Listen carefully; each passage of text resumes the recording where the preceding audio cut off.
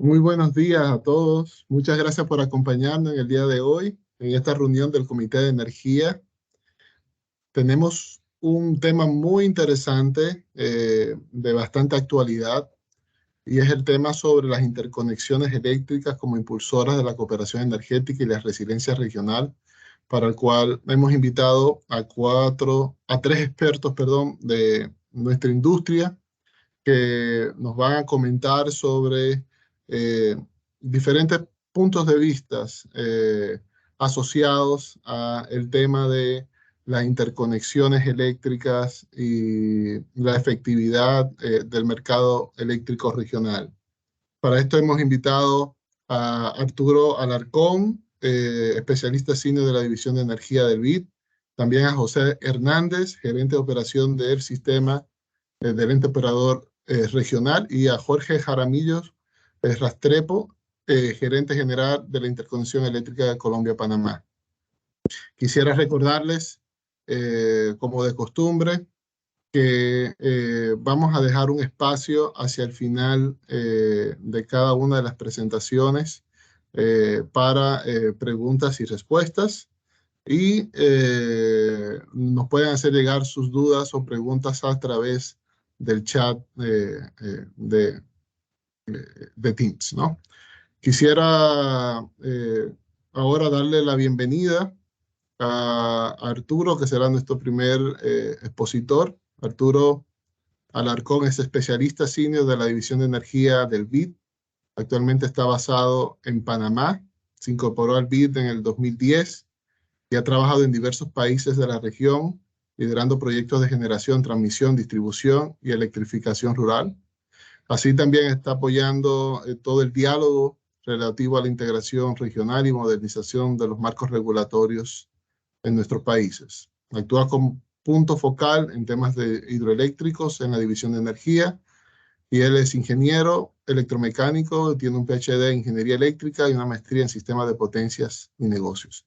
Arturo, muchísimas gracias, como siempre, bienvenido acá en CHAM y al Comité de Energía. Muchas gracias por aceptar nuestra invitación, y de antemano te digo que este tema suscita bastante interés del público, y de seguro vamos a estar bastante atentos a todo lo que nos puedas presentar. Gracias, Julio. Un gusto estar de nuevo en un evento del Comité de Energía de AmCham. Yo creo que son muy interesantes, los sigo. Yo creo que son discusiones muy relevantes de temas actuales para el país, para la región. Entonces, muchas gracias por invitarme. Gracias a ti. Voy a compartir mi presentación y por favor me avisan si la ven. Perfecto. Dame un segundo que me voy a asegurar de compartir. Bien. Perfecto. Bueno, yo comienzo mi presentación primero con una breve introducción del BID. Bueno, creo que el BID es conocido en la región. Somos un banco multilateral donde la mayor parte de la propiedad está en manos de los países de Latinoamérica, lo que nos da una particularidad de ser un banco muy cercano con los países de la región. En los últimos años hemos desembolsado cerca de 70.000 millones de dólares en diversas áreas, pero principalmente relacionadas al desarrollo económico y social de la región. Inclusión social, igualdad, productividad e innovación, integración económica, igualdad de género y diversidad, cambio climático y capacidad institucional. El tema de integración energética en general lo vemos como un tema transversal a todos estos. La integración energética apoya, por un lado, a la integración económica, evidentemente, pero también apoya a mejorar la productividad, a reducir los costos de energía, apoya la resiliencia climática de los países, a permitir incorporar renovables. Entonces, como tal, el tema de integración energética es uno de los pilares del trabajo del BID en la región y uno de los temas más importantes que impulsamos. ¿Por qué hablar de integración eléctrica en particular? Yo creo que aquí tal vez voy a redundar en algunos temas que ya se han discutido bastante, pero que valen la pena mencionarlos. Hemos realizado varios estudios con relación a la integración energética regional, tanto estudios a nivel de sistemas específicos, como el caso de CIEPAC o el caso de CINEA, que es la integración de los países andinos, el caso de CIESUR, que es la integración de los países del Cono Sur, o Arco Norte, que es la integración de Guyana, Surinam y Brasil, como también estudios que evaluaban la integración total de América Latina, desde México hasta Argentina. ¿Qué lograríamos en términos de reducción de costos de energía, en términos de reducción de emisiones, si logramos esa integración? Y es un estudio que se llama La Red del Futuro, fue publicado en 2018, ya tiene algunos años, pero las conclusiones principales siguen aún vigentes. Y el objetivo era evaluar 3 escenarios. Un escenario business as usual, donde los países siguen evolucionando de acuerdo a sus planes de expansión. Un escenario renovable más, donde los países incorporan más energía renovable, pero no necesariamente con integración. Y un escenario renovable más integración, donde además de incorporar renovables, los países se integran y logramos una red integrada regional. Y ahí están los resultados del estudio que está disponible en la red del banco y se pueden ver varios temas en esta gráfica. El primero, que hay una reducción de las inversiones necesarias. Son necesarias menos inversiones en el escenario integrado y renovable. ¿Esto por qué? Porque se comparten recursos, se optimizan recursos. Es decir, un país puede utilizar los recursos de otro país y también se apoya en economías de escala. Hay una reducción de emisiones también de hasta 15% porque se están desplazando principalmente fuentes fósiles.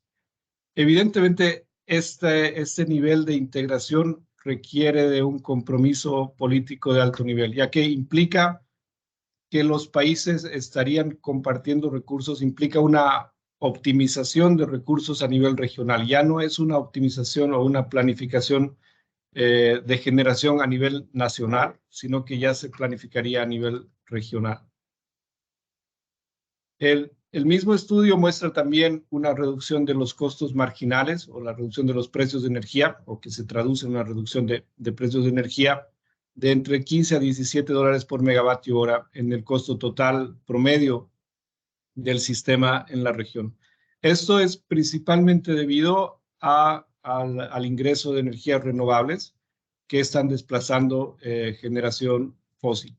Y hay también varios efectos aquí que yo creo que se van a mencionar en las siguientes presentaciones. Al integrar varios países o al integrar varias regiones, también hay una complementariedad de la demanda, no solo de la generación, porque estamos hablando de diferentes usos horarios, por ejemplo, que tienen una hora pico diferente. Estamos hablando de diferentes temperaturas. En muchos casos hay países que tienen una carga de demanda muy alta en refrigeración, como es el caso de Panamá. Hay países que no la tienen, que tienen cargas más altas de pico en la noche, por ejemplo, o cargas industriales.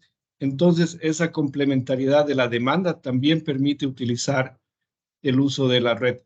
En el caso de los recursos renovables, evidentemente hay una complementariedad de la energía solar entre diferentes países.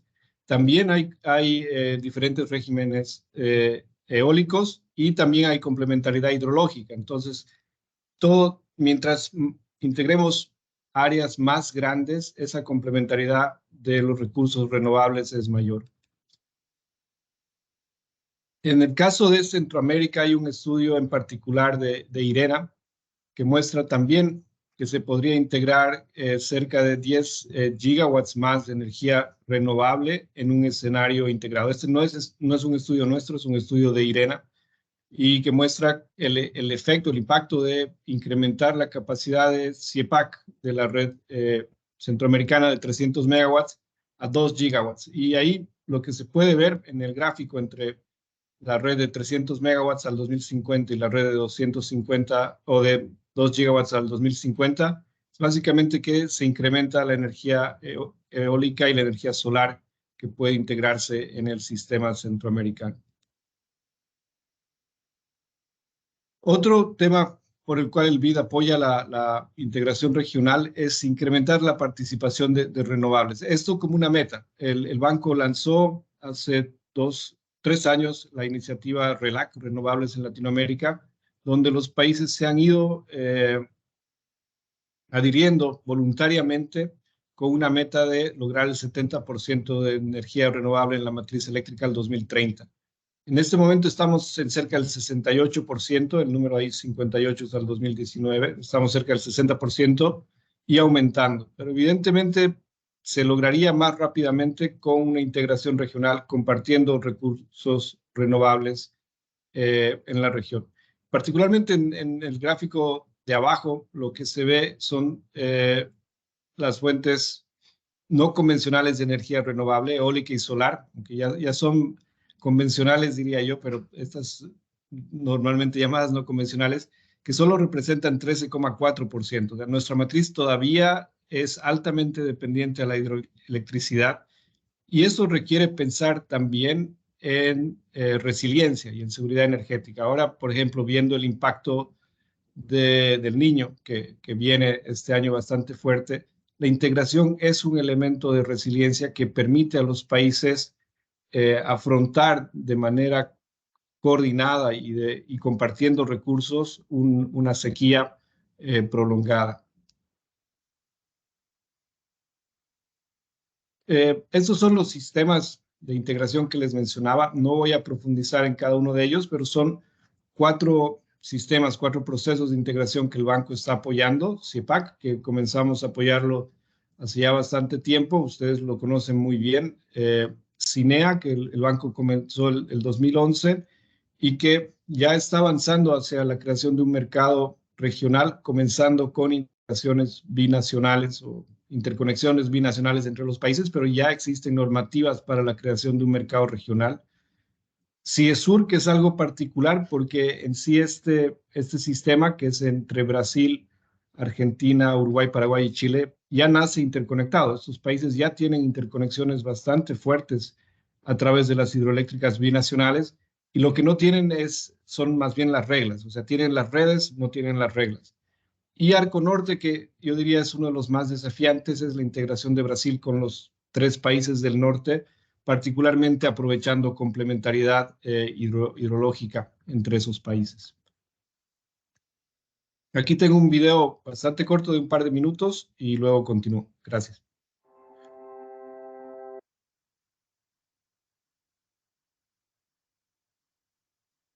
Quizás no lo sabías, pero la electricidad que llega hasta tu casa es parte de una red enorme que conecta países y atraviesa regiones enteras. Como generar y distribuir energía es un proceso complejo que requiere grandes inversiones y obras de una escala monumental, los países vecinos crean acuerdos para desarrollar una infraestructura común. Los sistemas energéticos únicamente nacionales, aislados, demostraron ser más caros y algunas veces contaminantes. Por eso, el Banco Interamericano de Desarrollo colabora intensamente junto a las naciones de América Latina y el Caribe, facilitando apoyo logístico, financiamiento, el trabajo de profesionales y especialistas y el desarrollo de estudios académicos que permitan avanzar hacia una integración eléctrica regional. El consumo de electricidad en América Latina y el Caribe se duplicó en los últimos 20 años y también se espera que se vuelva a duplicar para 2040. Por eso, la integración eléctrica ya es una necesidad regional. Pero, ¿cómo es la integración al día de hoy?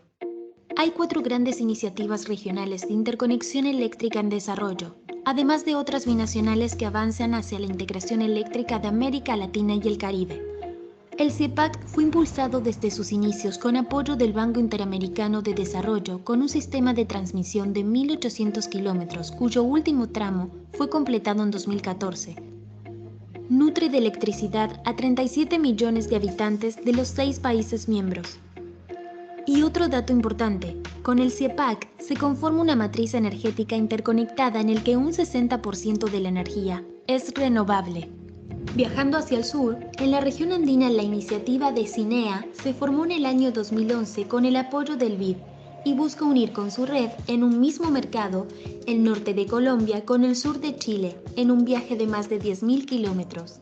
Actualmente, Ecuador y Perú avanzan en la construcción del primer tramo de unos 500 kilómetros de nueva infraestructura eléctrica, mientras acuerdan la normativa que facilitará mayores intercambios. El CIESUR es la iniciativa de integración eléctrica que desde 2018 busca unir Brasil con Argentina, Chile, Uruguay y Paraguay, partiendo de la enorme infraestructura de interconexiones actual. Tendrá un impacto enorme no solo en lo económico, sino también en lo ambiental, y va a ayudar a una integración más amplia, económica y política. Arco Norte busca unir la energía de los estados del norte de Brasil con las Guyanas y Surinam. Hoy los sistemas de suministro eléctrico de esta zona están aislados unos de otros y hacen muy difícil la provisión de energía limpia y confiable a precios más asequibles. Estos 4 sistemas se unirán a partir de otras iniciativas binacionales que también cuentan con el apoyo del BID. Los proyectos de interconexión Panamá-Colombia y Brasil-Bolivia actualmente en estudio. Para avanzar en una integración eléctrica hay que superar condiciones de altísima complejidad. ¿Los marcos regulatorios son compatibles? ¿Se generaría una dependencia demasiado grande de un país con relación al otro? ¿Las políticas energéticas son complementarias? Para que la integración sea posible, es necesario fortalecer instituciones regionales que supervisen las transacciones. Todo esto requiere del esfuerzo multidisciplinario de analistas, ingenieros, abogados, economistas y del Banco Interamericano de Desarrollo, que a solicitud de los países, trabajan en este proceso de integración con estudios, financiamiento y apoyo logístico para interconectar el continente de norte a sur y de sur a norte.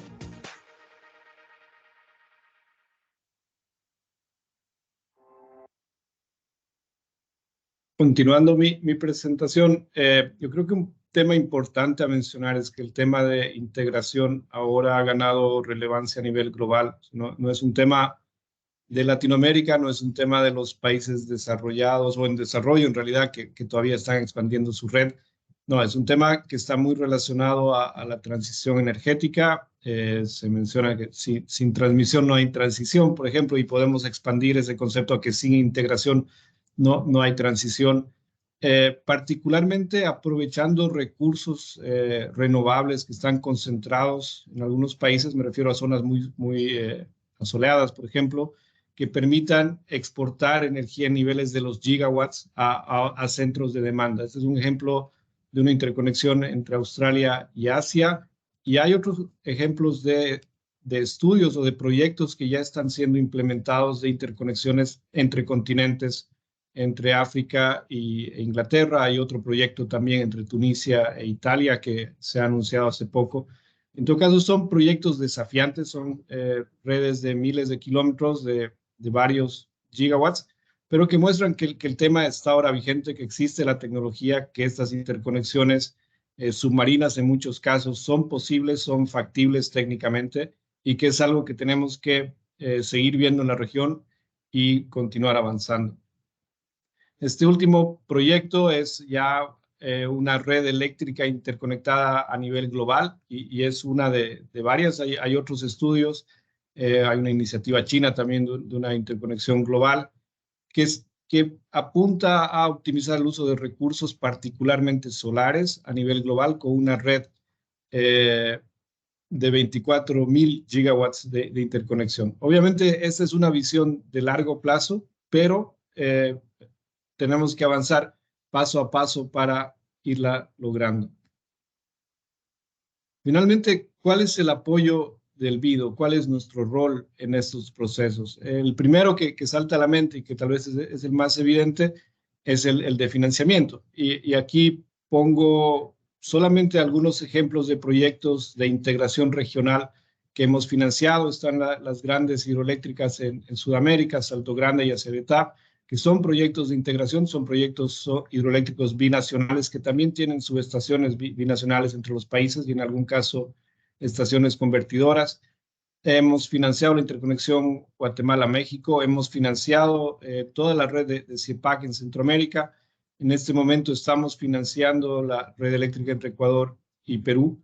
Pero además del financiamiento de la inversión, yo creo que una parte fundamental del apoyo que damos es el financiamiento de cooperación técnica no reembolsable para el desarrollo de la regulación, el desarrollo de la normativa que permite esta integración el desarrollo de las instituciones, como es el caso del CDMER, del EOR, de la CRIE en Centroamérica, que permiten ya crear la institucionalidad para un proceso de integración. O sea, yo creo que es importante pasar siempre de pensar de la interconexión, que es la conexión física entre los países, a la integración, que ya implica creación de mercados, creación de reglas, creación de instituciones. Y es ahí donde el rol del banco puede ser de mayor utilidad, porque creamos un espacio de diálogo imparcial. El banco, al final, los dueños del banco son los países. Entonces, el rol del banco es totalmente imparcial en los diálogos que se dan para procesos de integración.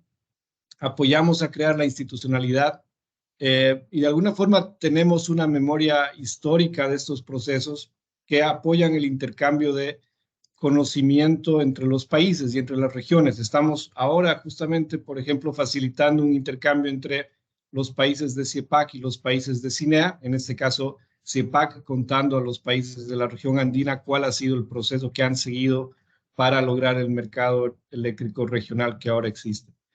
Entonces, ahí resumiendo ya y cerrando mi presentación, es decir que para el BID el tema de integración energética es un tema fundamental que estamos trabajando en toda la región, incluyendo Centroamérica, incluyendo Panamá, y nuestro rol fundamental es el de apoyar todo el proceso, no solo el financiamiento, sino la creación de capacidades, la creación de las reglas y el fomento realmente a un proceso de integración más allá de las interconexiones eléctricas. Gracias. Muchísimas gracias, Arturo. Muy, muy interesante. Me llamó particularmente la atención la visión que presentaste de ese futuro integrado, de integración completa de todo el mundo, ¿no? De todos los continentes. Bastante ambicioso, pero posible hoy en día con toda la tecnología como está avanzando, ¿no? Bueno, quisiera pasarle ahora la palabra a José Hernández. José, te invito a encender la cámara. José es gerente de planificación y operación del ente operador regional del mercado eléctrico de América Central. Tiene 33 años de experiencia en el sector eléctrico, en el área particular de sistemas eléctricos de potencia, con bastante experiencia en temas de estabilidad sincrónica, protecciones, análisis de sistemas eléctricos y demás. Es ingeniero eléctrico por la Universidad Nacional de Ingeniería de Nicaragua. José, muchísimas gracias por aceptar la invitación, por acompañarnos en el día de hoy y de nuevo, muy agradecido de que nos compartas información de actualidad sobre el CIEPAC y el mercado eléctrico regional. Y muy buenos días. Muchas gracias por la invitación de Anshan a este evento. Pues como indica Julio, pues vamos a tratar de proyectar acá una presentación con alguna información sobre cómo estamos con el tema de las redes en la región. Es una presentación corta, pero realmente hay unos temas importantes que se pueden visualizar y sobre los cuales pues prácticamente versa esta reunión. Deme un minuto para proyectar.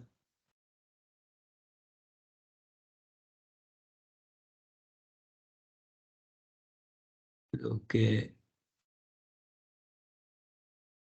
sí se logra ver la presentación. Perfecto, estamos bien, José. Gracias. Ok. Entonces acá un pequeño contenido. Bueno, hay asuntos que probablemente ya conozcan. Sin embargo, aquí la idea es tratar de concatenarlos para dar una visión de cómo está el asunto de las interconexiones y qué se puede esperar hacia el futuro con la expansión que se nos viene, ¿verdad? En este sentido, bueno, vamos a ver el tema de la matriz energética, lo que tenemos en capacidad, cómo está la demanda, la situación de la capacidad de transmisión, la generación, la evolución de las interconexiones y hay finalmente unos temas estructurales que están viniendo con esta transformación energética que para el operador son muy importantes. Bueno, para el operador regional y para los operadores nacionales, porque esto viene como prácticamente una cadena de coordinaciones a todo nivel, pues a nivel técnico y a nivel energético. Entonces, en general, la matriz que viene teniendo cambios en los últimos años, prácticamente la región tiene alrededor de 18.000 megavatios instalados. Luego vamos a ver que tenemos una demanda que ronda los 10.000, lo que quiere decir que tenemos alrededor de 8.000 megavatios ahí como, entre comillas, reservas, ¿verdad? Porque hay unidades que se han quedado por allá en el servicio, pero que por los precios, por lo general, no son convocadas a producir energía. Entonces, hay otras que ya van tratando de retirarse del sistema y otras que salen porque de repente en algunos sistemas se está instalando energía que la desplaza, ¿verdad? Y poco a poco, en términos de unos cuantos años, la matriz se va transformando. En general, como pueden observar ahí, el petróleo todavía influye en cerca de 4.000 megavatios, sea que esté despachado o esté como reserva. Hay carbón por alrededor de 900. Y luego vemos los otros componentes, que el hidroeléctrico, que tiene 7.200, pero como ustedes saben, depende en algunos casos, de la mayoría de los casos, de la estacionalidad. Y además de todo este parque de generación depende de los mantenimientos, ya sea rutinarios o mantenimientos mayores.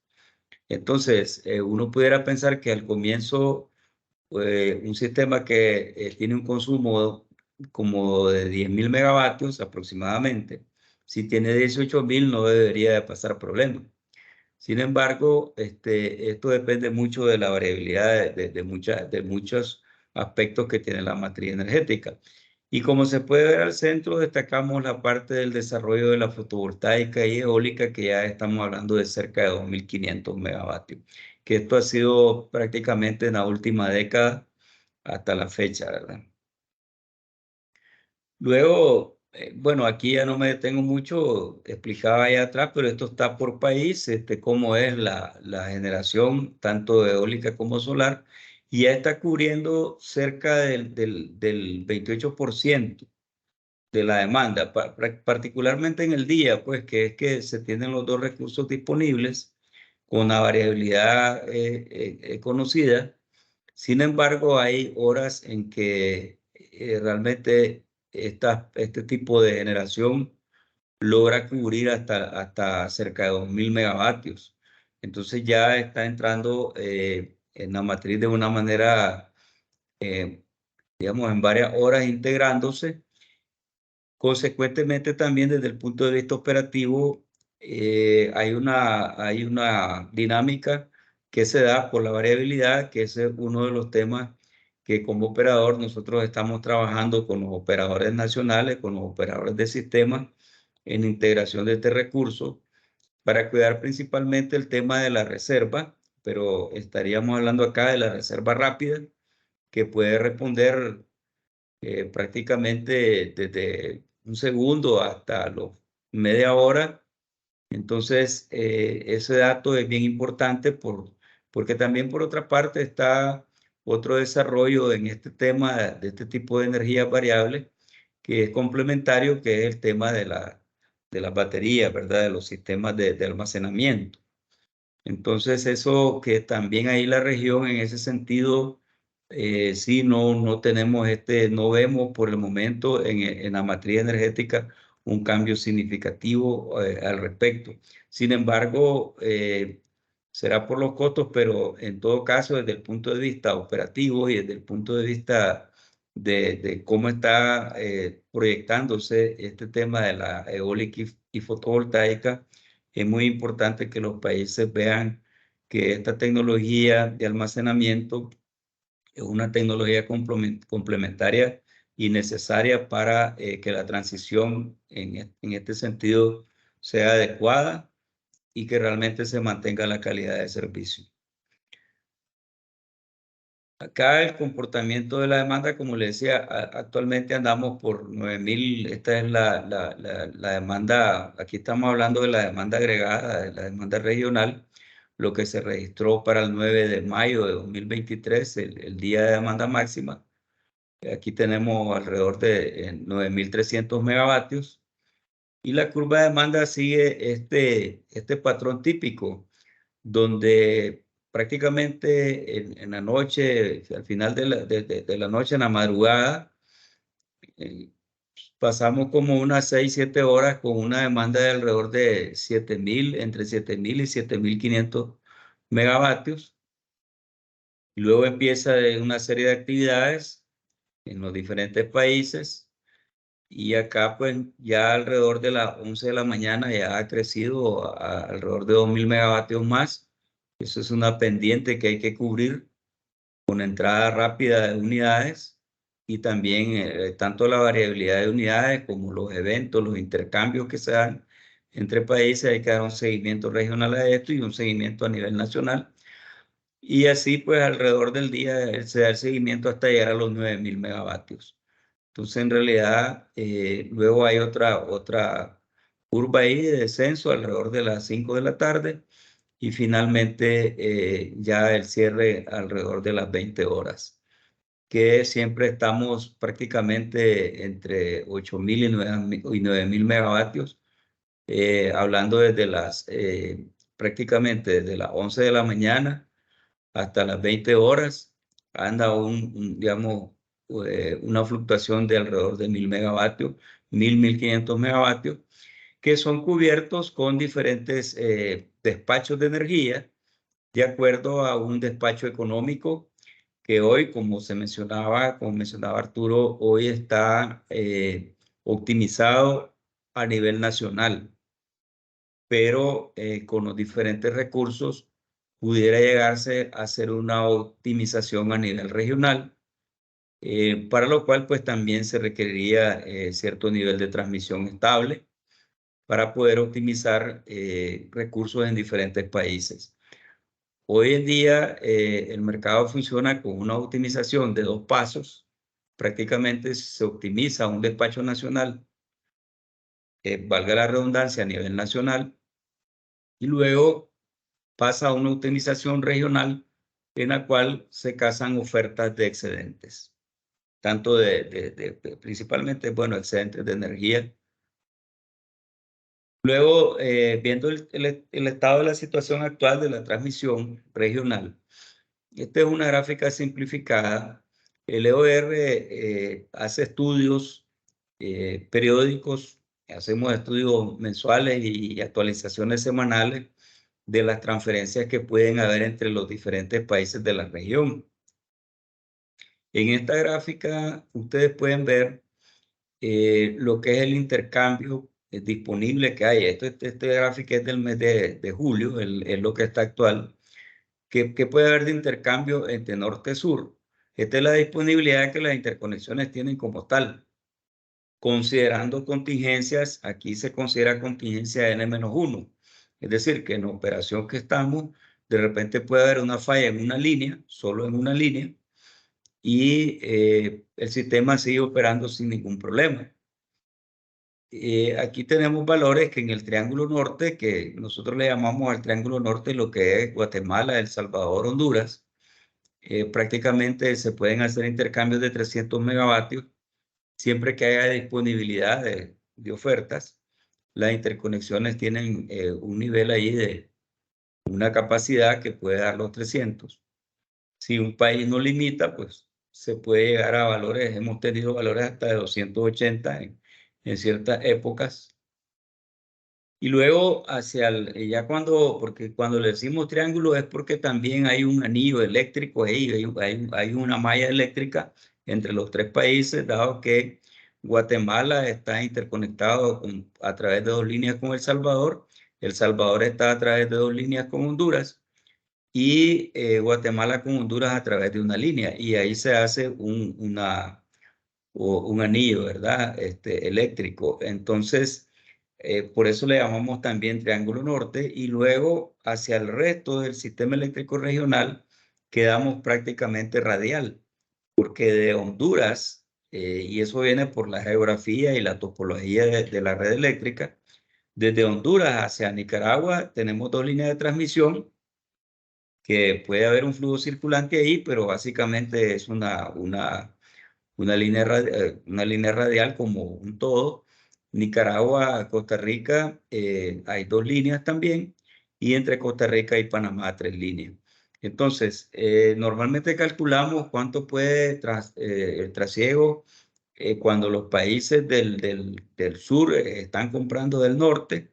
Fijamos una capacidad de acuerdo a las condiciones operativas actuales, y aquí podemos ver que ya, por ejemplo, aparte del Triángulo Norte de los 300 entre Honduras y Nicaragua, tenemos en los escenarios de demanda máxima, media y mínima, que van en orden, el valor superior es el de demanda máxima, luego el que está en medio de demanda mínima y el final es el de media, el de mínima, perdón. Y anda alrededor de 200 megas la transferencia que puede haber de norte a sur desde Nicaragua, desde Honduras a Nicaragua. En el caso de Nicaragua hacia Costa Rica se incrementa en los 2 escenarios de media y mínima hasta casi los 300. Y desde Costa Rica a Panamá se pueden enviar alrededor de 200 megas en el escenario de máxima, 80 en media y 270 en demanda mínima. Esto dependiendo pues de las disponibilidades que haya para exportar e importar de los diferentes países. Luego, en el otro sentido, si nosotros nos ponemos a pensar que los países del norte van a importar energía de los países del sur, bueno, las capacidades disponibles que hay siempre son, bueno, hoy en día desde Panamá no hay capacidad para exportación hacia el norte, está en cero prácticamente. Desde Costa Rica hacia Nicaragua ya el valor está en 200, alrededor de 200 megavatios. Pudiera Costa Rica enviar hacia los países del norte. Si sumamos Panamá, Costa Rica y Nicaragua, podríamos llegar a 200 megavatios también hacia Honduras, siempre viniendo hacia el norte la energía desde el sur. En el escenario de media está en 90. Y luego en el Triángulo Norte la capacidad se mantiene en 300. Y otra vez dependiendo de la capacidad de exportación de los países. Pero básicamente lo que es la red como tal está prácticamente disponible. Lo que hemos vivido en el último tiempo es prácticamente un tema energético que es diferente a la disponibilidad de la red, que obviamente también tiene una afectación en lo que es el mercado. Pues puede ser que de repente sea un problema de la estructura de transmisión, la que te limita, o puede ser un problema energético de oferta y demanda también. Ya entrando al tema de la expansión, bueno, esta es la situación actual. ¿Qué tenemos? Esto creo que también han tenido alguna referencia a la expansión en lo que es generación en las diferentes fuentes. En ámbito regional, se prevé que sea de alrededor de 4.000 megavatios, digamos, en los próximos 10 años. Ahora, aquí hay de todos los recursos, hay de gas natural, que digamos está en una fase de expansión bastante fuerte, el fotovoltaico, el eólico, como lo hemos visto, el hidro también, en alguna medida el geotérmico y el biomasa. Y esos son los porcentajes que se esperan, pero en general el número ahí es que son casi 4.000 megas, que el sistema de transmisión tendría que estar preparado para evacuarlo hacia futuro. Por el lado de la demanda, el crecimiento prácticamente se duplica. Como mirábamos, tenemos alrededor de 8.000 megas. Entonces, la demanda se espera que también incremente alrededor que prácticamente se duplique. Deberíamos de esperar suplir demanda por alrededor de 8.000 megas, que sería con el parque que está actualmente instalado, más la expansión del sistema de generación. Ahora, aquí tenemos el tema de la evolución de las interconexiones. Y aquí yo quería tomar un minuto porque en este sentido, yo lo dejo ahí por el tiempo, pero como pueden ver, el tema de las interconexiones a nivel regional viene trabajándose desde 1976. O sea, estamos hablando de un poco más de 50 años. Entonces, se inició con interconexión que eran binacionales. Ustedes pueden ver en color rojo las interconexiones, cómo vino el desarrollo de las interconexiones binacionales. Y empezó con Panamá, aquí Costa Rica, Panamá, en 1976. Y por ahí en esa misma época, Honduras, Nicaragua. Y luego en el 82 fue la interconexión binacional entre Nicaragua y Costa Rica. Entonces, ahí lo que vemos es que se conectaron ya para el 82 lo que primeramente se llamó el bloque sur, que cubría desde Honduras hasta Costa Rica y Panamá, perdón. Y ahí se empezaron a dar unos intercambios que eran prácticamente gestionados a nivel gubernamental en esos tiempos cuando era totalmente integrada las empresas y las empresas eléctricas nacionales tenían una coordinación para el uso de estas interconexiones y ya se comenzaron a ver los intercambios y los apoyos en términos energéticos, pero también en aspectos operacionales. Y luego también ganando la experiencia en este sentido. Luego, en 86 se interconecta a Guatemala, El Salvador, pero siempre, y luego en 2002 ya sí se da la interconexión El Salvador-Honduras. Y ahí sí, en ese año ya prácticamente la región queda interconectada. O sea, que para conectar una región, uno puede ver aquí, bueno, estamos hablando de otra época, ¿verdad? Otras condiciones, pero sin embargo, es bueno revisar eso porque está desde el 76 hasta el 2002. Estamos hablando prácticamente de 26 años para lograr la interconexión de la región. Y en medio de eso también viene lo del proyecto CIEPAC, ¿verdad? Que prácticamente se viene gestando desde el inicio del 2000, pero ya lo que es la fase de construcción y puesta en servicio se ejecuta entre el año 2011 y el año 2014, con todo lo que conocemos, que son 1.800 kilómetros de línea, con alrededor de 29, 30 bahías, con algunos ajustes que se han hecho en algunos puntos iniciales. Pero este proyecto fue mucho más, aparte desde la parte de negociación de todo lo que había entre países para los préstamos y todo lo demás, y las contrataciones que requiere este tipo de proyectos, pues ya una vez arreglado todo eso, se logró hacer prácticamente en 4 años. Entonces, esto para verlo, porque la expansión de la generación, y este es un ejemplo, viene mucho más rápido. Y la expansión de la demanda, más bien el incremento de la demanda viene mucho más rápido de que estos pasos. Entonces, esto es muy importante tenerlo en cuenta porque al final nosotros vemos que hay unos temas estructurales en evolución, tanto de la matriz energética como la expansión de la transmisión. Y la matriz energética pues incluye obviamente aquí lo que es la expansión de la generación y la demanda.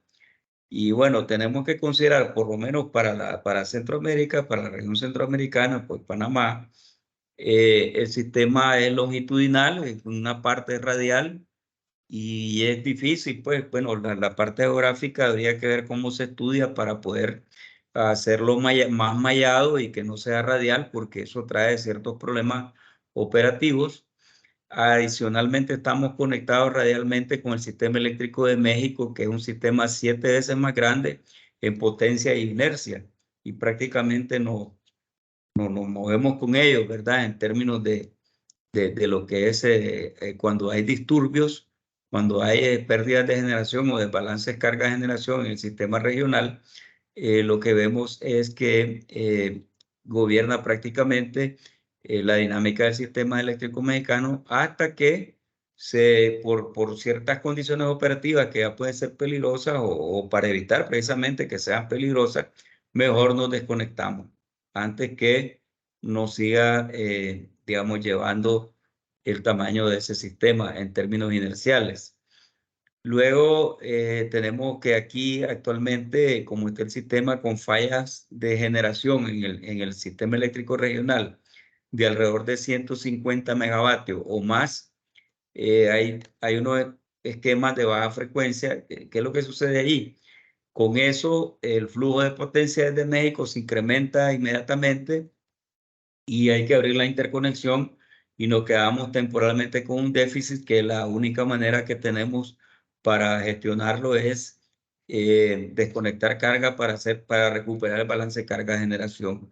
Entonces hay un esquema de baja frecuencia que obviamente se opera porque de no hacerlo, la condición, la inestabilidad dinámica del sistema sería más grave y pudiera llevar a apagones en algunos países. Entonces es preferible desconectar parcialmente cierta carga y temporalmente alrededor de entre 10 y 15 minutos o 10 o 20 minutos para restablecer el sistema y evitar que el disturbio se propague a otros niveles. Ahí por eso es que usamos esquemas de desconexión automática que son adicionales a las protecciones normales de las líneas de transmisión. Son esquemas que ven, digamos, eventos o fallas específicas de tanto de transmisión como generación o altos flujos de carga en la región que ya las líneas que están actualmente instaladas no los pueden soportar porque los sistemas también pueden caer en inestabilidad de voltaje. Entonces, para mantener siempre la mayor parte del servicio o el 100% del servicio, es preferible poner un esquema que actúe de manera temporal y luego restablecer las condiciones de operación. En el tema, otro tema que tienen las interconexiones, que es muy importante, es el tema de las oscilaciones electromecánicas inicialmente no amortiguadas. Cuando nos interconectamos con México, que es una interconexión síncrona, o sea que es en AC, en corriente alterna. Eso al comienzo operamos bien, pero ya como el sistema está cambiando la generación por asuntos de despacho económico, se despachan diferentes máquinas o a veces hay mantenimientos de ciertos tramos de línea.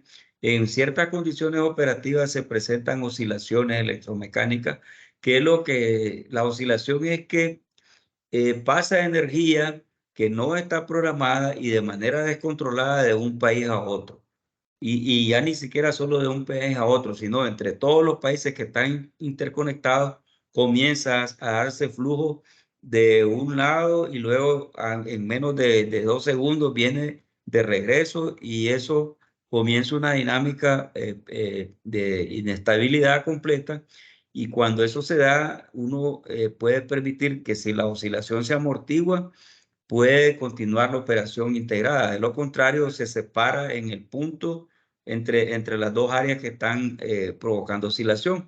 En ese sentido, nosotros se puso un esquema entre Guatemala y México, porque la oscilación se da entre el sistema eléctrico regional como un todo, con el sistema eléctrico de México.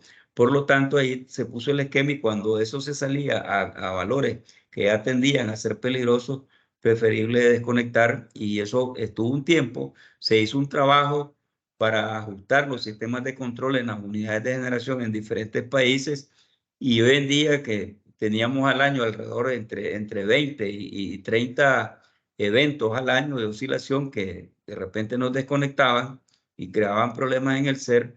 Hoy en día prácticamente ha habido por año 1 o 2 y que no afectan ni desconectan carga en el cerco. O sea que este es un problema que tuvimos que trabajar con esa interconexión, pero lógicamente por la característica de la misma que era en corriente alterna. Hoy en día eso se ha superado.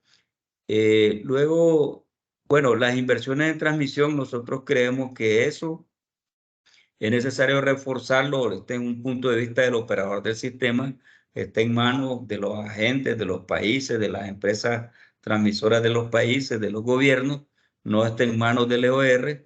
Sin embargo, sí y el EOR le corresponde hacer un plan de expansión de la transmisión y lo pone a disposición de los agentes y también la CRIE lo revisa y también hace ciertas aprobaciones.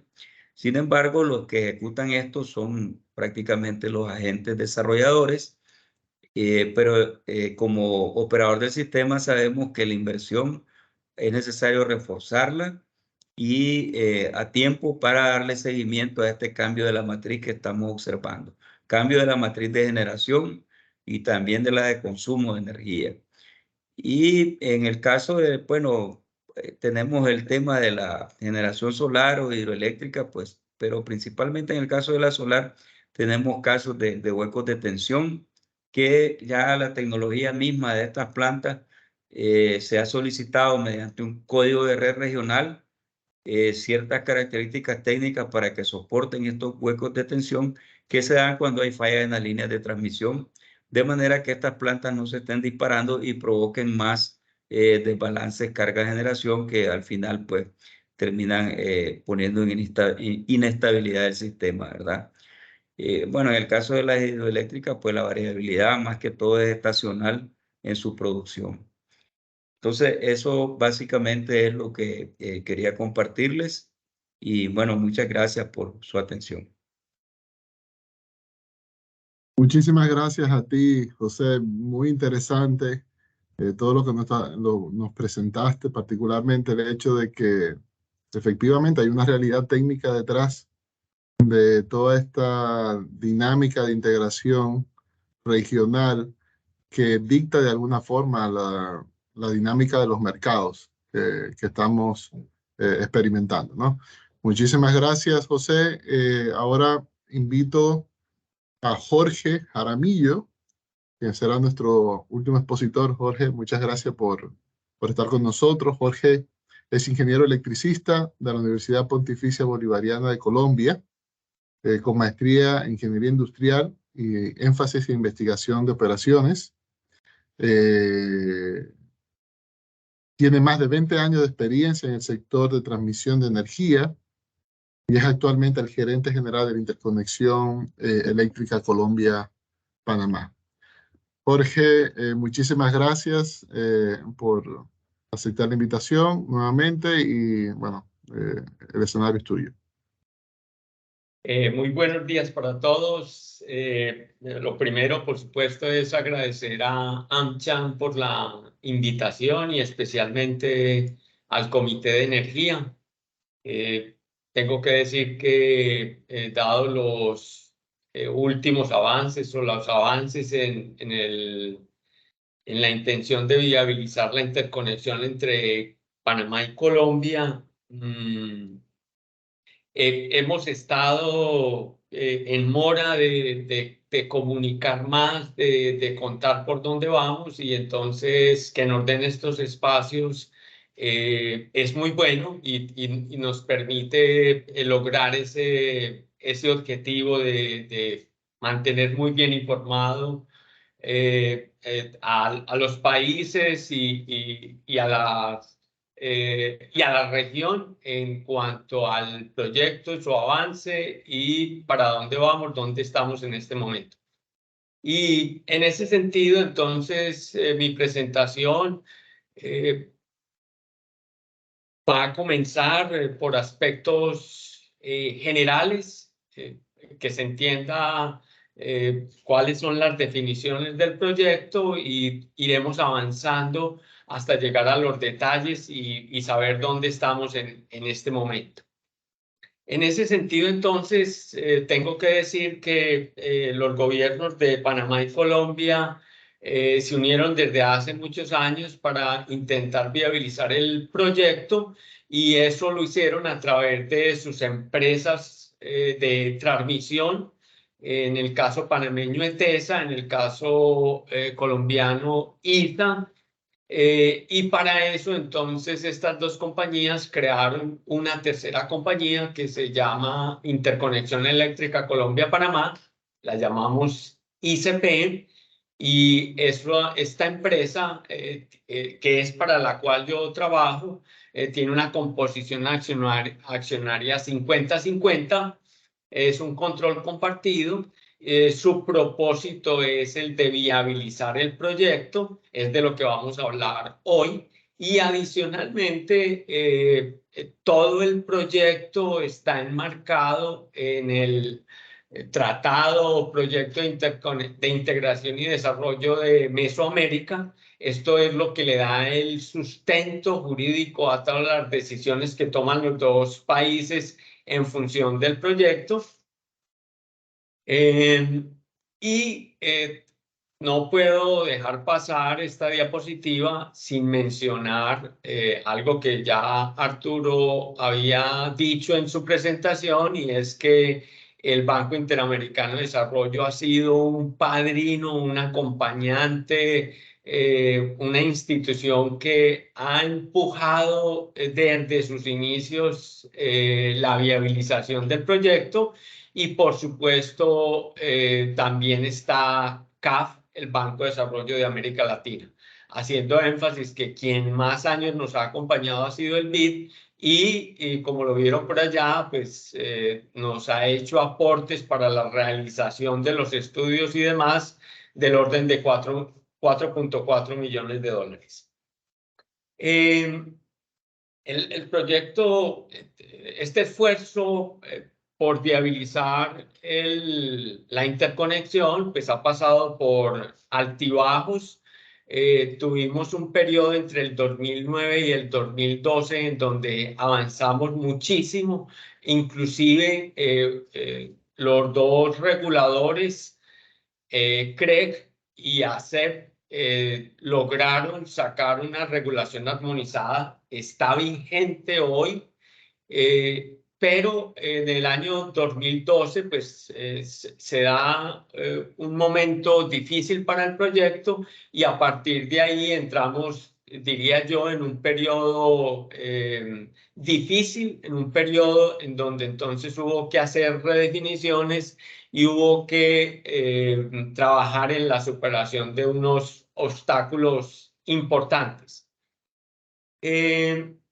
Y eso pues entonces nos llevó a que en el año 2018 y 2019 ocurrieran un par de eventos muy favorables al proyecto que pues permitieron destrabar la situación de viabilización de la interconexión, y eso permitió entonces que se iniciaran los estudios detallados del proyecto, de tal forma que aquí hay que mencionar también que pues desafortunadamente para la humanidad y para el proyecto, el 20 y 2021 estuvimos enmarcados en la pandemia. Eso ralentizó un poco todo lo que fueron los estudios, pero superado eso, hemos entrado ya en una etapa final del proyecto, sobre todo en lo que respecta a estudios detallados de diseño.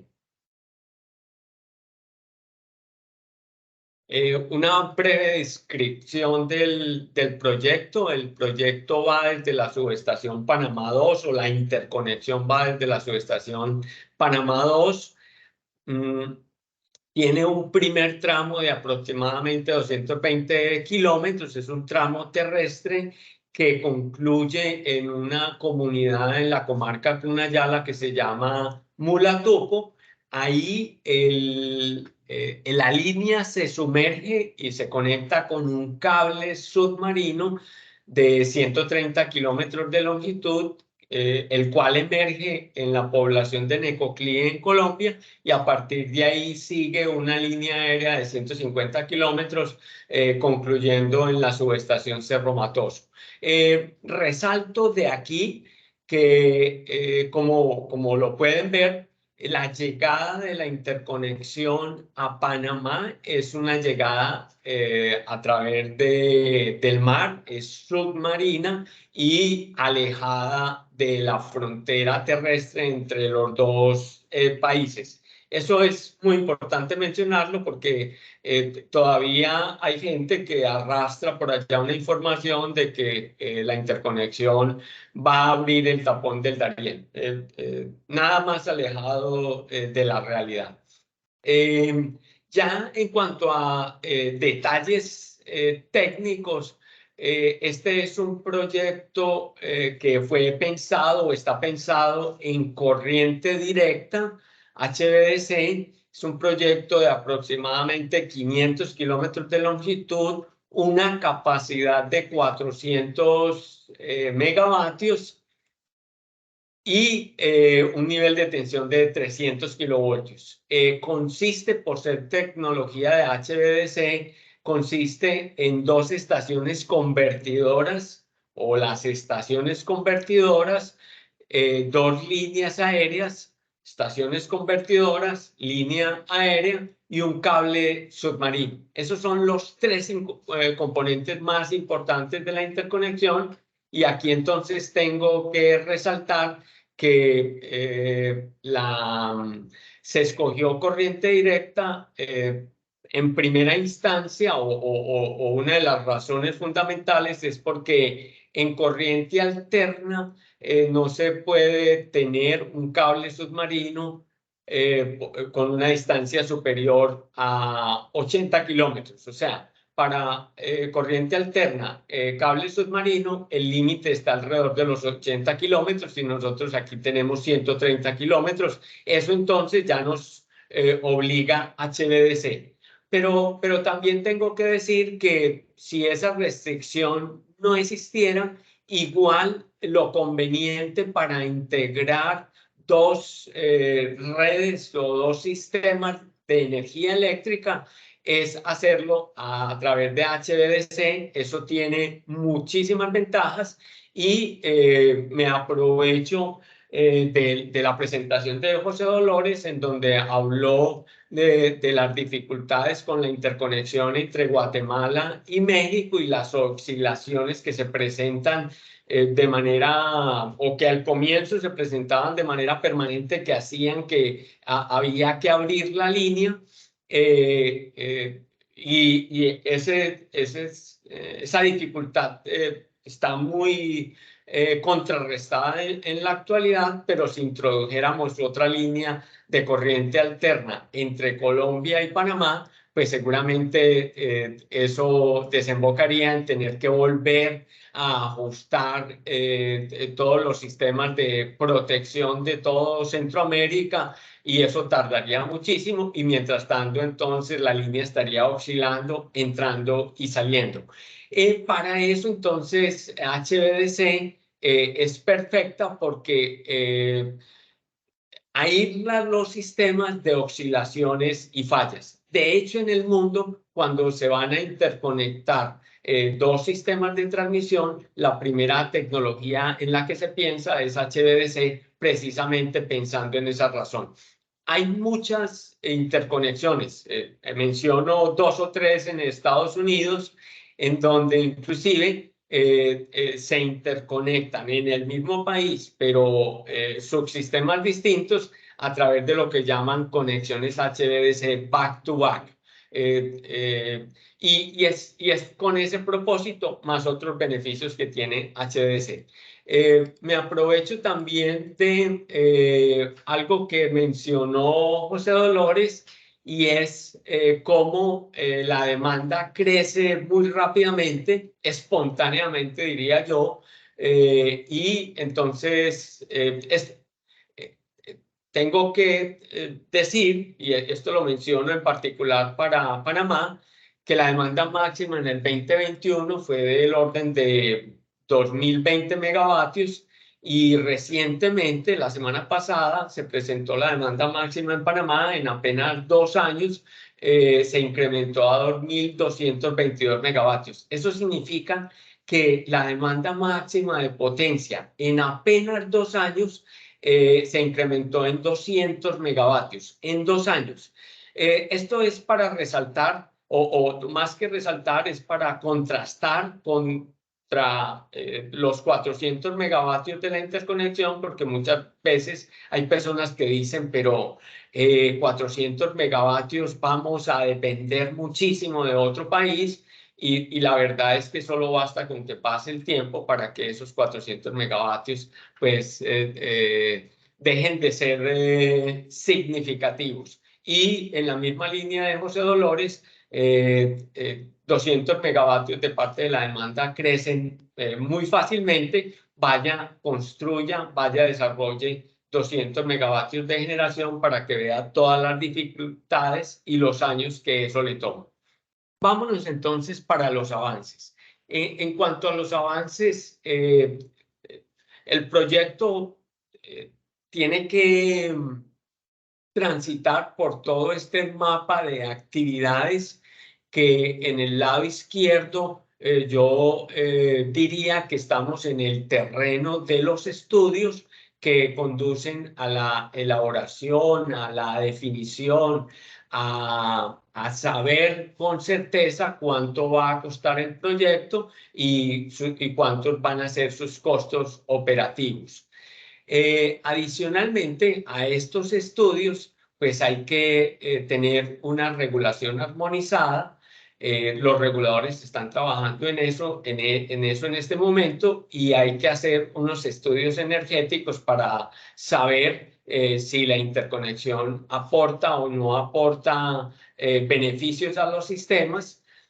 Y eso, además, estas dos actividades nos darían una claridad sobre cuáles serían los ingresos del proyecto, con lo cual, teniendo CAPEX, OPEX e ingresos del proyecto, uno puede evaluar el caso de negocio, saber si tiene un caso de negocio viable desde el punto de vista de los dos accionistas, con lo cual saldría a buscar la financiación, y si la logra, pues pasaría a la construcción y montaje. Entonces, en este mapa de actividades tengo que decir que los prediseños están totalmente hechos, y hoy estamos en la etapa de estudios detallados, en donde el diseño de las estaciones convertidores está hecho, las especificaciones técnicas está hecho, y estamos en este momento en la licitación del EPC de dichas estaciones. Tenemos el estudio de impacto ambiental terminado para lo que sería la construcción de esas estaciones convertidoras. Tenemos licencia en Colombia y estamos esperando la licencia del lado panameño, pero el estudio ya está presentado a la autoridad. A su vez, ya hicimos la inspección marina para el cable, obviamente para el cable submarino. Tenemos las especificaciones técnicas y estamos comenzando ya la licitación del EPC del cable submarino. Tenemos completado el diseño y el replanteo, estudios, diseños de campo de la línea de transmisión.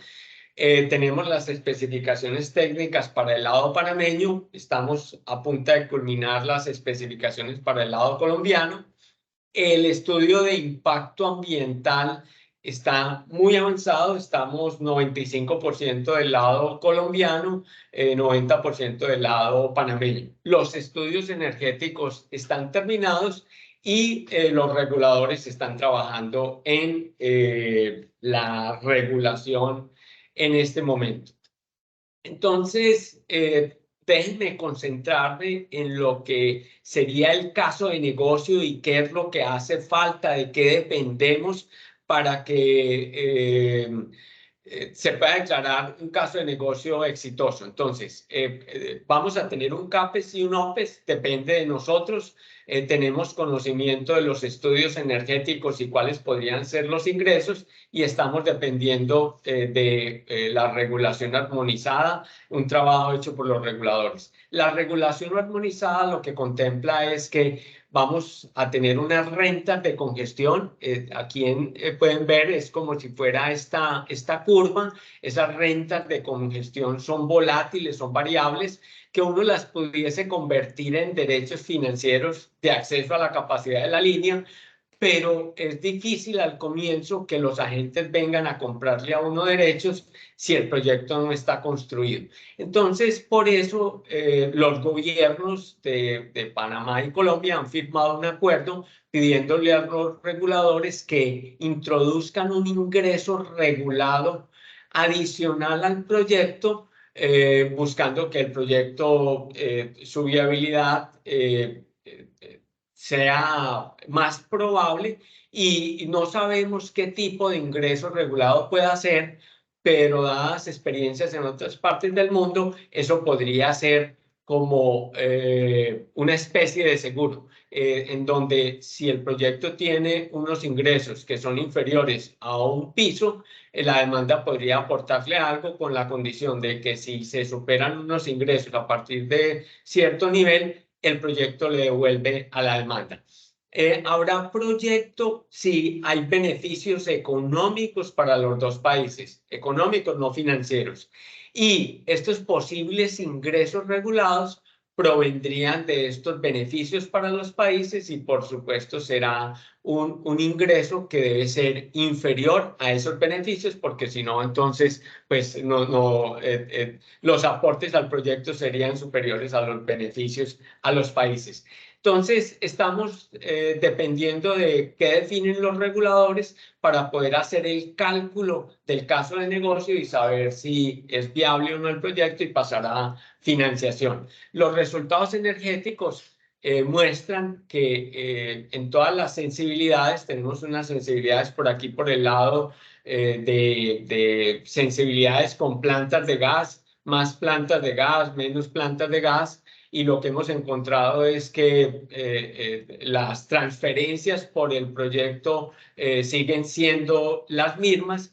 La única sensibilidad que hace que la interconexión tenga unas transferencias inclusive más altas es si entra la segunda etapa de Hidroituango en Colombia. Resaltar de estos intercambios es que a lo largo de 20 años de simulación, con los planes de expansión de Colombia y de Centroamérica, con una penetración alta de renovables, los intercambios siempre son superiores al 70-75% de capacidad de la línea, lo cual muestra que la línea introduce grandes beneficios al sistema, tal como lo había dicho Arturo Alarcón en su presentación. Por aquí pueden ver los niveles de rentas de congestión, los ingresos que serían volátiles para el proyecto, pero que son unos ingresos promedios de una magnitud atractivos para pensar que el proyecto se pueda viabilizar. Arturo habló de que las interconexiones permiten bajar los costos marginales. Efectivamente, en las barras azules ustedes pueden ver la simulación del costo marginal en Panamá sin interconexión, y la línea azul es con interconexión, en donde se muestra que efectivamente el costo marginal cae. Los marginales caen en los sistemas importadores y se incrementan en los sistemas exportadores. Lo mismo sucede en los marginales de Centroamérica. Estas transferencias de energía que se hacen, que entre otras, perdónenme, resalto aquí, las simulaciones muestran, estos son intercambios totales, pero las simulaciones muestran que hay intercambios en las dos direcciones de manera permanente. Eso obedece a optimización de recursos, como también lo dijo Arturo Alarcón en su presentación, que son beneficios que se pueden obtener con las interconexiones. Los marginales también caen en el resto de Centroamérica y caen más en la medida en que los países están más cercanos a la interconexión. Este es un cronograma general del proyecto. Depende de varias situaciones que no están bajo el control de ICP, pero todo indica que vamos a poder declarar si hay caso de negocio viable o no este mismo año, en el transcurso de este segundo semestre, y de ser así, y de obtener un cierre financiero, pues iniciaríamos la etapa de construcción el año entrante y aspiramos a que el proyecto esté operativo a finales del año 2026. Permítanme entonces terminar diciendo que este es un proyecto bastante atractivo, que esta interconexión sería el último eslabón que falta para interconectar todo Sudamérica desde Panamá y todo, y todos los países hacia el norte.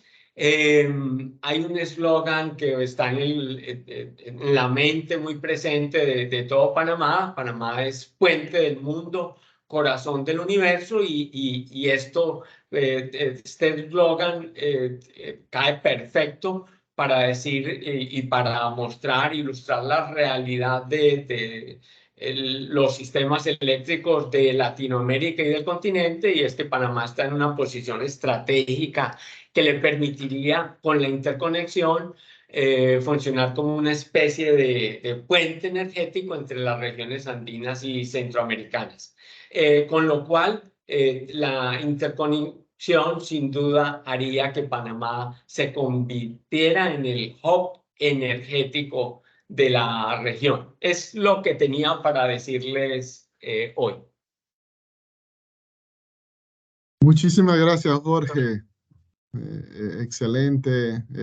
Es refrescante ver que la interconexión está llegando o avanzando en el proceso de estudio y ejecución, ¿no? Quisiera invitar a Arturo y a José a que también nos acompañen encendiendo la cámara para entrar a la sección de preguntas y respuestas. Ya tenemos ahí algunas preguntas en el chat. Nos preguntaban que si se iban a compartir las presentaciones. Entiendo que sí, pueden pedirla. Igual vamos a compartir como siempre la grabación del evento. Estén atentos a nuestras redes para que puedan poder reproducirlo. Una de las preguntas que nos hacían era, ¿qué se necesita para integrar a México? Hemos hablado de la interconexión Colombia-Panamá y la integración con los sistemas del sur, sistemas andinos, pero ¿qué nos está faltando? Que hoy tenemos una interconexión binacional, pero no una integración per se, y como que no está en las discusiones hasta cierto punto que se están teniendo hoy en día, ¿no? De proyectos. Quizá, no sé si Arturo nos puede comentar un poco, José.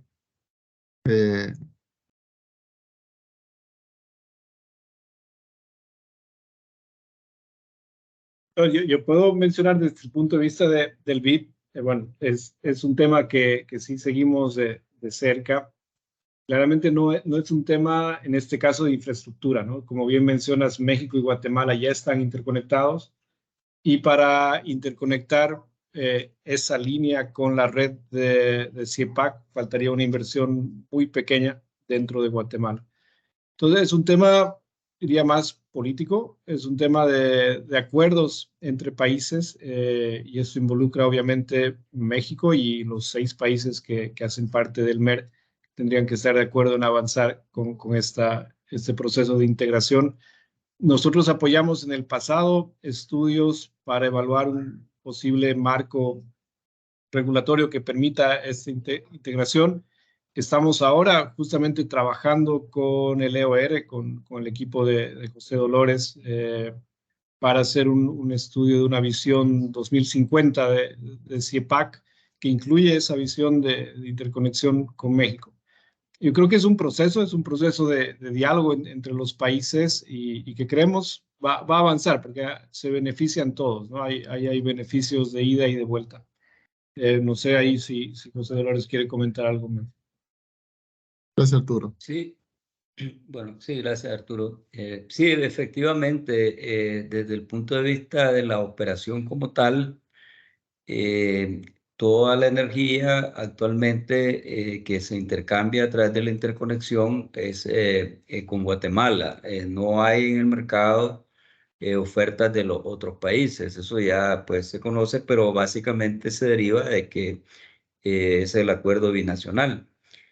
Lo que sí estamos haciendo es siempre en el diálogo, pero también en el diálogo, como indicaba Arturo, proponiendo estudios que nos indiquen los beneficios que pueden haber al respecto.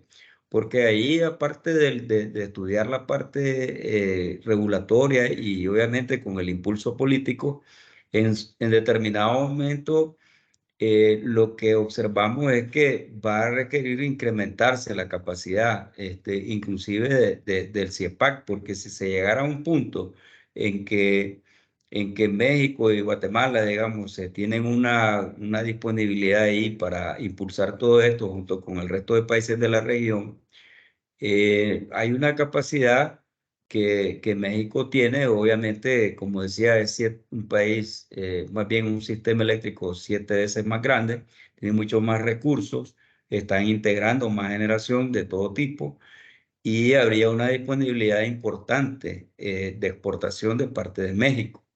Entonces, pero eso requeriría que para que los países de la región se beneficien, adecuar un poco, pues, tanto CIEPAC como redes nacionales. Pues eso es lo que visualizaríamos en un plano de los próximos 15 años, porque actualmente, pues, lo que pudiera haber es como un reacomodo. Si eso se diera ya, solamente sería un reacomodo, pero lo que se tendería es a que si algo se da con México, esa capacidad que hoy es 240 megavatios, porque eso es lo que se viene normalmente de México, las 24 horas, 240 megavatios hora las 24 horas.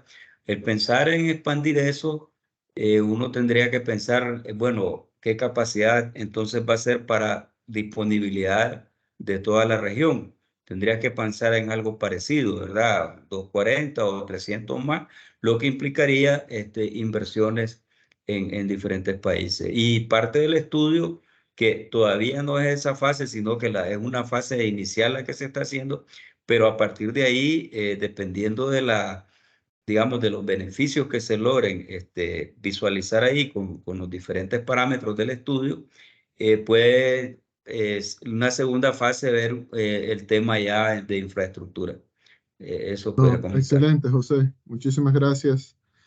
Otra pregunta que nos llegó es, creo, para Jorge. Creo que lo mencionaste en tu presentación, pero sería bueno aclararlo. El tema de cómo se está previendo hacer el financiamiento de la obra, ¿no?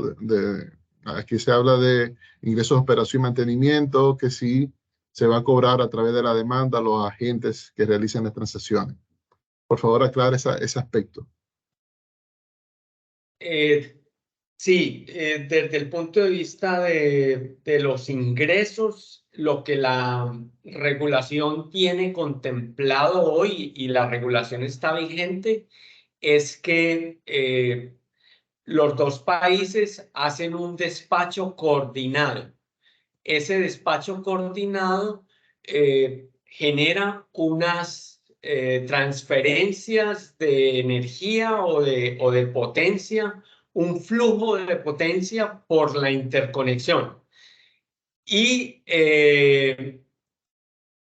eso automáticamente genera lo que son las rentas de congestión para la línea, para el transmisor, que no es más que la multiplicación del flujo de potencia en el tiempo por el diferencial de los marginales entre los dos países.